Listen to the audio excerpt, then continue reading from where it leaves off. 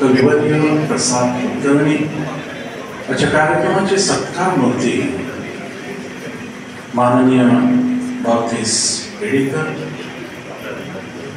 दानशूर असे आपल्या वडिलांची परंपरा पुढे चालू ठेवणारे विलियम क्रिस्टान, मनसुनी कोरिया, भारतीताई पवार, सर्व मान्यवर स्टेजवरील या सभागृहातील आपणा सर्वांना माझा नमस्कार आहे. माणूस म्हणून जगणं आणि वागणं म्हणजे माणसांसारखं असणं, पशुपक्ष्यांसारखं नसणं म्हणजे माणसांसारखं असणं. माणूसपणा हा संवाद, चांगुलपणा आणि नवनिर्मितीची प्रेरणा देणारा असतो. माणूसपणासाठी चांगल्या गुणांची जोपासना करणं महत्वाचं असतं. संवाद हा मानवपणाचा गाभा आहे. विचार करण्याची क्षमता, यामुळे माणूसपणाला पंख प्राप्त होत आहे आणि क्रियेला उत्तर प्रतिक्रियेने नव्हे तर दूरदृष्टीच्या प्रक्रियेनं, action for reaction but pro action जिथं असते तिथे केवळ भावनेच्या आधी न जाता डोकं शाबूत घेऊन जीवन जगणं म्हणजे माणूसपण. संवाद जिथे असतो तेथे माणसं माणसासारखी वागू लागतात. आवडतं म्हणून नव्हे तर ज्या व्यक्तीला आपली गरज आहे, म्हणजे आवश्यकता आहे, त्यांच्यापर्यंत पोहोचणं मग शक्य होऊ लागतं. हव्यास, मोह याला बळी न पडता एकाकी पद बाजूला ठेवून आदर्श जीवन पद जो चोखाळलेला आहे त्याच्या मागे धावणं, चांगलं आणि वाईट याच्यातील फरक काढणं आणि त्याप्रमाणे जीवन जगणं आणि इतरांना जीवन जगण्यासाठी प्रबंध करणं, त्यामध्ये माणूसपणा असतो. आज या कार्यक्रमासाठी आपण आलो असता या कार्यक्रमामध्ये हिरा कोणही बैसला असं म्हणता येऊ शकेल, कारण आपल्यामध्ये अशी संवाद साधणाऱ्या व्यक्तीचा आज आपण सन्मान करत आहोत, सत्कार करत आहोत. श्री बावतीस पेडीकर यांना आपण आपल्या मध्ये बसवलेला आहे. परंतु त्याप्रमाणे गुरु असतो त्याप्रमाणे आपल्या शिष्याला तर आपल्या खांद्यावर बसवतो आणि त्याद्वारे त्यांना अधिक बघायला मदत करत असतो. जे न पाहे रवी ते पाहे कवी असं जे म्हणतात, त्याप्रमाणे ज्याने जीवन जगलेलं आहे आणि चांगलपणा टिकलेला आहे, आशावादी दृष्टिकोन ज्याने आपल्या जीवनात उतरवलेला आहे, अशी दुसरी क्वालिटी, दुसरा गुणधर्म चांगलपणाचा केवळ संवाद नव्हे तर संवेदनशीलता ही आपल्या जीवनात बाळगलेली आहे. आणि म्हणून केवळ प्रेरणांच्या आहारी न जाता, पशुप्रमाणे न वागता, विरोधी नाही तर वेगळा विचार आपल्या अंगी ज्याने बांधलेला आहे, असा दुसरा गुणधर्म म्हणजे संवेदनशीलता. कैलासवासी जवाहरलाल पंडित नेहरू यांना भेटण्यासाठी एका कम्युनिस्ट देशातील अध्यक्ष आले होते आणि त्यावेळेला त्यांनी ओळख करून दिली त्यावेळेच्या विरोधी पक्षाची, अटल बिहारी वाजपेयी यांची. आणि त्यावेळेला पंडित नेहरूंनी सांगितलं हे आमचे विरोधी पक्ष नेते आहेत आणि ते कम्युनिस्ट राजवटीतील अध्यक्ष म्हणाले, मग ते तुमच्या बरोबर कसे काय, ते तुरुंगात असायला पाहिजे. आणि नेहरू यांनी एकच उत्तर दिलं, ते विरोधी पक्षाचे नेते आहेत पण वेगळ्या विचाराचे आहेत आणि वेगळा विचार हा लोकशाहीमध्ये आवश्यक असतो. जेथे या वेगळ्या विचाराला थारा असतो, मान दिला जातो, त्या ठिकाणी माणूसपण हे जागृत असतं. तिसरा घटक एकूण 4 घटक निवडलेले आहेत माझ्या चिंतनातून. केवळ संवाद नाही, केवळ संवेदनशीलताच नव्हे, तर संस्कार आणि संस्कृती. संस्कार ज्याच्यामुळे आपले विनोबा भावे म्हणायचे, संस्कृती कशाला म्हणायची? जी विकृती नाही, जी प्रकृतीच्या पलीकडे जाते ती संस्कृती. केवळ स्वतःचाच विचार नव्हे, तर दुसरी सुद्धा माणसं आहेत, त्यांना सुद्धा आपल्या प्रमाणात भावभावना आहेत, त्यांचा मान राखणं, त्यांची कदर करणं. म्हणून या संस्कारामध्ये एकूण 7 घटक येऊ शकतात. कुटुंब, साथ संगत, शिक्षण, सवयी, आचरण, पॅटर्न म्हणजे साचबद्धता आणि स्वभाव. संस्कार नुसते शिक्षणाने येत नसतात, ते घडवले जातात.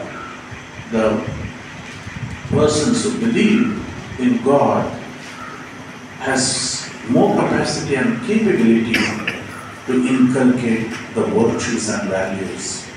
आणि म्हणून माणसांचं वर्गीकरण भरतृहरी या विचारवंताने, त्यांचा जन्म 485 साली झाला आणि 540 साली त्याचा देहांत झाला इंदोर या ठिकाणी. ते म्हणतात माणसांचं वर्गीकरण 4 भागात करता येतं आपल्याला. पहिला भाग, दुसऱ्यांच्या हिताकरता स्वतःच्या स्वार्थाचा त्याग करतात असे सत्पुरुष आणि स्त्रिया. नंबर 2, दुसऱ्यांच्या हिताचा बळी न देता आपला स्वार्थ व आपले हित पाहतात, त्यांना आपण सामान्य माणूस म्हणतो. म्हणजे संसार करावा नेटुका, त्याप्रमाणे संसार सांभाळता सांभाळता परमार्थ देखील गाठायचा, त्याचा ताळमेळ बसवायचा. तिसरा म्हणजे स्वतःच्या स्वार्थाचाच विचार करतात, त्यांच्याकरता दुसऱ्याचं अहित, नुकसान, तोटा किंवा दुसऱ्याला दुःख झालं तरी चालेल, पण त्याच्यामध्ये जे स्वतःला धन्य धन्य मानतात अशा व्यक्ती. चौथा आणि शेवटचा प्रकार म्हणजे दुसऱ्याचं अहित करणं, त्रास आणि दुःख देणं, यातच त्यांना आनंद मिळतो. त्यामुळे अशी विघ्न संतोषी माणसं आजूबाजूला सुद्धा असतात. अशी माणसं माणसाला माणुसकीने माणसात वागवत नसतात, तर त्यांच्याकडून पशुपक्ष्यांवर लक्ष देण्याची आपण अपेक्षा करू शकू का? चौथा आणि शेवटचा भाग, आपण माणसं आहोत कशावर?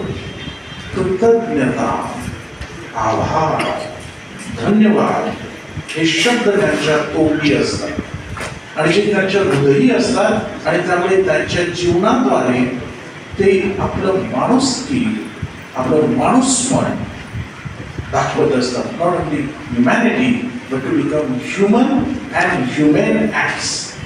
या ठिकाणी माणूसपणा हा दर्शवण्यासाठी कृतज्ञता हा या शब्दाचा आधार असतो, तो पिंड असतो अशा व्यक्तींचा, तो अशा व्यक्तींचा स्थायी भाव असतो, त्यांच्या जीवनाचा तो गाभा असतो, तो कर असतो. आणि म्हणून अशी माणसं जे काही चांगलं केलंय ते विसरत नाहीत आणि मरणापर्यंत त्यांचं स्मरण करत असतात. आज आपण इथं सगळेजण एकत्र आलो असता ही समारोहाकडे वळत आहोत. हे फक्त ठराविक मुद्दे आपल्याकडे मांडत आहे, कारण बरीचशी वेळ झाली आहे. आपल्या प्रत्येकाला काही ना काही अन्य कामं देखील आहेत, कार्यासाठी सुद्धा जायचं आहे. परंतु मला सांगायचं आहे की आज ज्याच्या नावानं हा पुरस्कार दिला जातोय ते आपले अँथोनी तुस्कानो, तुस्तवासी अँथोनी तुस्कानो. या माणसामध्ये हे मला 4ही गुणधर्म आढळलेले आहेत. मी नांदगाव या ठिकाणी मिशनमध्ये असताना मिशन मित्र मंडळाचे ते पदाधिकारी होते. आणि वेगवेगळी सभेच्या वेळी आम्ही बोललो आहोत, चर्चा केलेली आहे. आदिवासी सुद्धा आपले भाऊ आहेत, त्या आपल्या बहिणी आहेत, त्यांना देखील आपल्याला वर कसं आणता येईल यासाठी असलेली त्यांची धडपड, त्यांची कळकळ आणि तळमळ ही जवळून राहिलेली आहे. त्यांचे सुपुत्र आणि विल्यम हे ती परंपरा पुढे चालू ठेवत आहेत. त्याबद्दल आजच्या दिवशी मला विशेष रीतीनं त्यांचं अभिनंदन करायचं आहे. 32 पेडीकर यांच्याबरोबर मागच्या 2-3 वर्षांपासून मोन्सिनियरच्या बरोबर आणि अँड्रू रॉबिन्स यांच्याबरोबर आम्ही जे संत गोन्सालो गार्सियाच्या जीवनावर अधिक संशोधन करत आहोत. त्या संदर्भामध्ये आपल्या अनेक भेटीगाठी झालेल्या आहेत आणि त्या निमित्तानं असा हिरा मोहरा आपल्याला सापडला आणि त्यांचा आपण सन्मान करत आहोत. त्याबद्दल आपली जी कार्यकारिणी आहे त्यांचं मी विशेष अभिनंदन करतो. सत्यम शिवम सुंदरम ही परमेश्वराची गुणवैशिष्ट्य, ती परमेश्वराची व्यवच्छेदक अशी गुण, ती लक्षणं.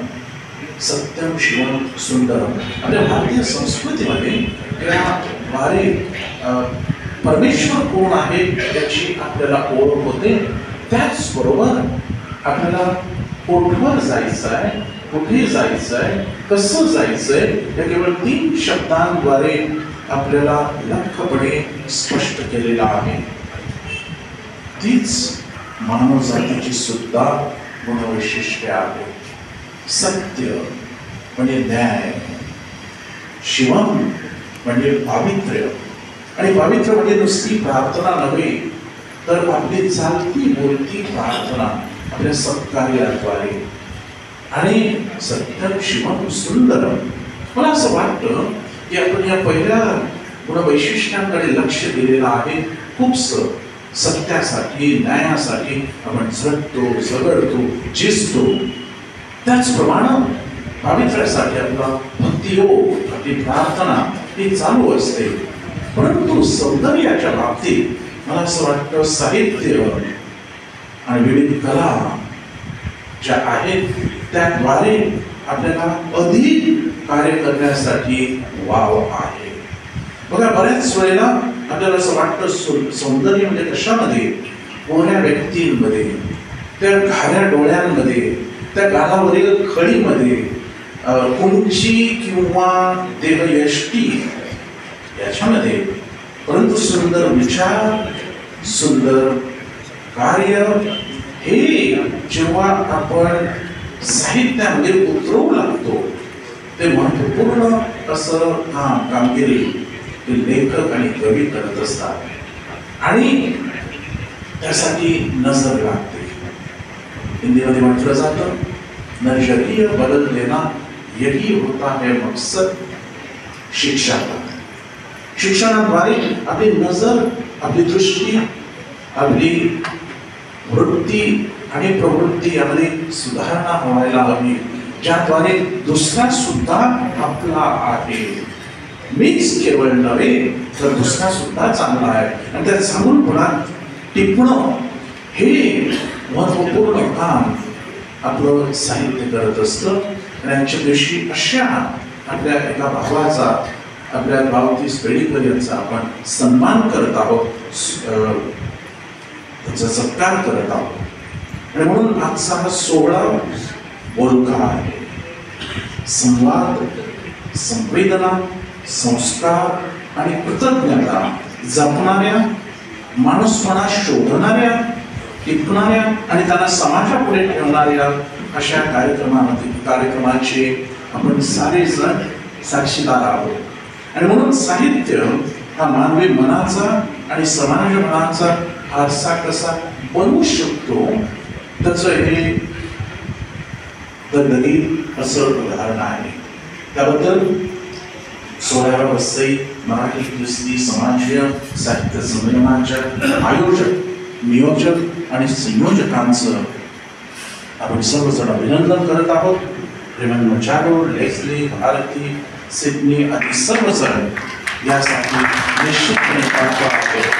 गाडवेल साहित्य पुरस्काराचे प्रायोजक केवळ पैशाने सगळं काही होत नसतं, परंतु तो दिलदार स्वभाव जिथं असतो तिथं बरंच काही घडतं. आणि म्हणून मी विल्यम अँथनी तुस्कानो यांचं कौतुक करतोय. आणि आपले सत्कार मूर्ती श्री बावतीस पेडीकर यांना अनेकाने भावी कार्यासाठी शुभेच्छा देत असताना त्यांना सगळं संपन्न जीवन लाभावं, आरोग्य संपन्न असं जीवनाद्वारे त्याला अनेक व्यक्तींपर्यंत पोहोचता यावं आणि आपल्या मातीतील हिरे मोहरे टिपता यावे म्हणून त्यांच्यासाठी शुभेच्छा देखील देत आहे.